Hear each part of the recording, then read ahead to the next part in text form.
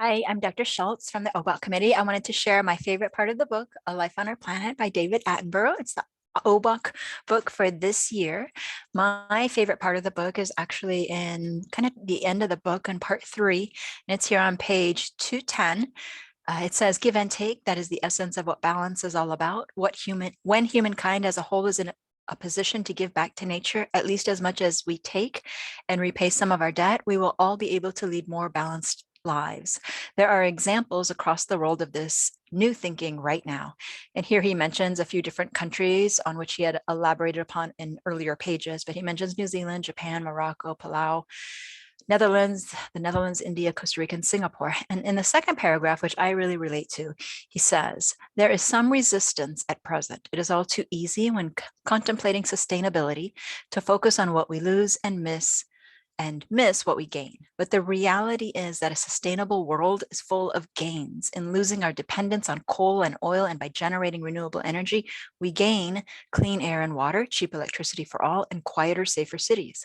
In losing rights to fish in certain waters, we gain a healthy ocean that will help us combat climate change and ultimately offer us more wild seafood. In removing much of the meat from our diet, we gain fitness and health and less expensive food. In losing land to the wild, we gain opportunities for a life-affirming reconnection with the natural world, both in distant lands and seas and in our own local environment. In losing our dominance over nature, we gain in enduring stability within it for all the generations that will follow.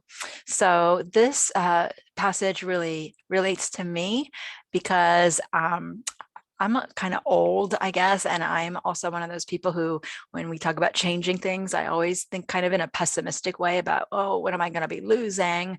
What am I going to have to sacrifice or forgo in order to make the change? So I think that's what he's saying here, is that we should stop looking at just what we're losing, but instead of all the things that we're gaining. And a really good example that relates to, I think, something a lot of people can relate to is what happened last spring when COVID first broke out. There was a lot less traffic on the roads because people weren't commuting as much, going to work, or just driving around in general. And I noticed a big reduction in noise because there wasn't so much traffic. I would go for walks or go for a run, and I was pleasantly surprised at how much less noise was around me. It seemed like the birds were magnified in their singing, and I know they weren't any louder. It was just I could hear them better because there wasn't all that traffic noise. It also, I felt more relaxed because there wasn't that din of cars and motorcycles and trucks in the background.